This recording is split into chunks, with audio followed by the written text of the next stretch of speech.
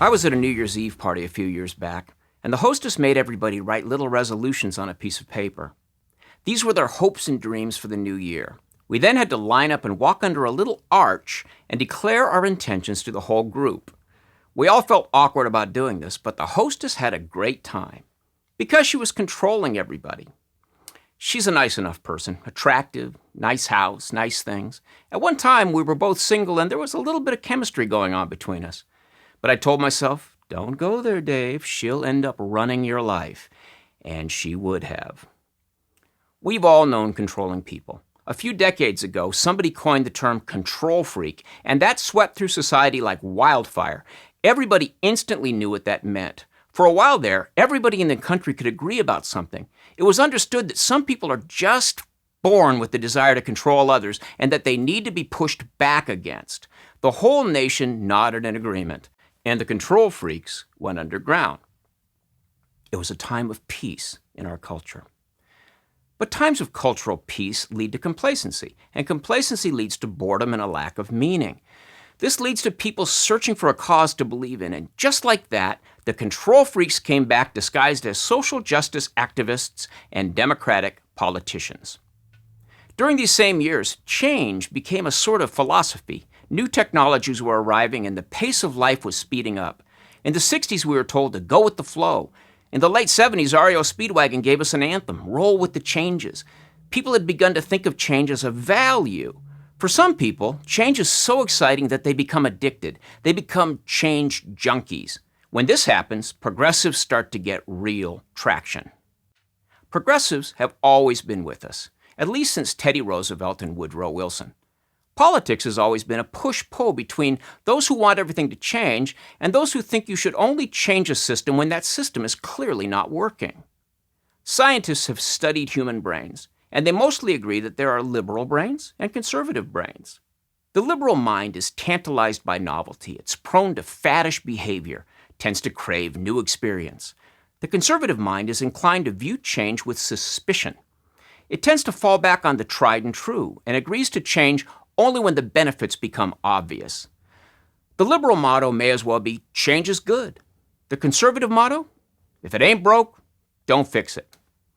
We're living in a time of borderline chaos in the Western world. Everybody carries a device into which every idea in the world can be summoned at light speed 24/7.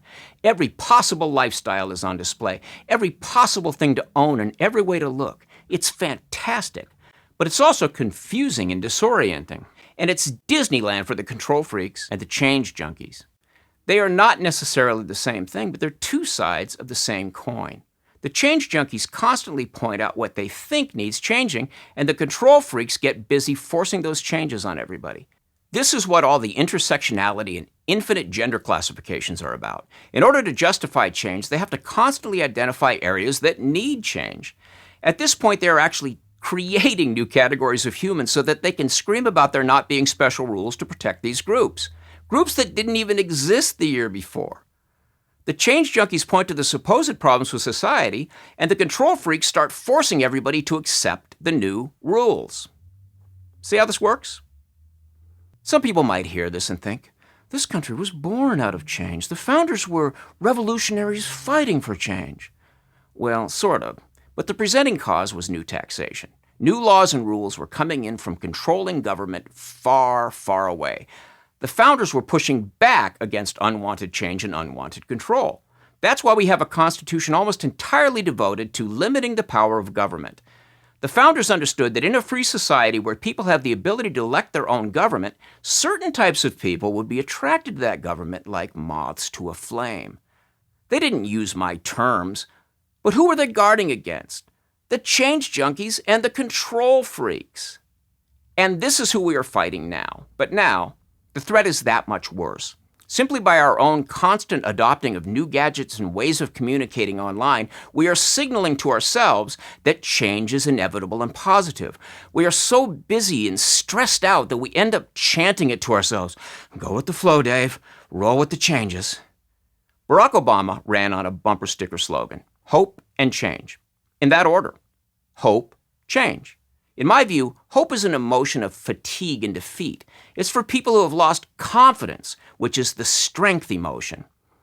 When the patient is not responding to treatment, doctors stop using confident terminology and fall back to hopeful terminology. Is he going to be all right, doctor? Well, there's always hope.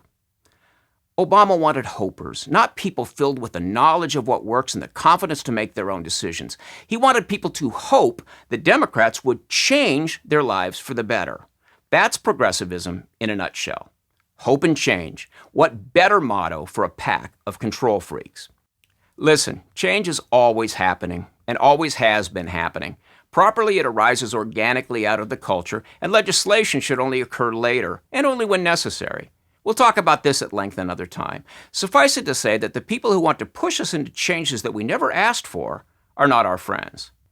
As we make all of the adjustments to these new technologies and the many new ideas we're being exposed to, let's not be deceived into thinking that we are changing. We're not. Human nature remains stable. We're the people that we've always been.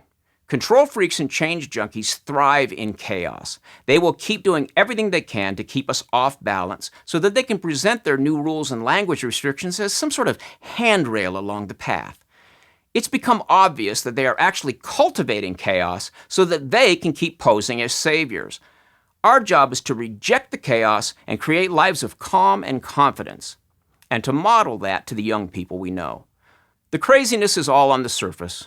Below all the static and noise, we are still a great people with a great country based on solid core values. We know that. This hurricane will eventually blow over and the strongest structures will still be standing. And then we'll fix what's broke, and if it ain't broke, we won't fix it. Thanks for watching. If you like this video, subscribe to our channel and then click the little bell to get notifications.